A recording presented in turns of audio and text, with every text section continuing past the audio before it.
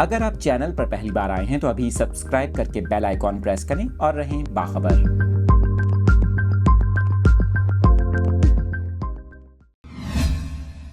اہم خبر کی ڈیٹیلز آپ کے ساتھ شیئر کر رہے ہیں۔ آپ کو بتا رہے ہیں پاکستان کے مختلف شہروں میں انٹرنیٹ سروس بحال ہو گئی، تاہم صارفین کو سوشل میڈیا سائٹس استعمال کرنے میں تاحال دشواری کا سامنا ہے۔ آپ کو بتا رہے ہیں اس حوالے سے ترجمان پی ٹی اے کا یہ کہنا ہے کہ اب تک سوشل میڈیا بحالی کی ہدایات نہیں ملیں۔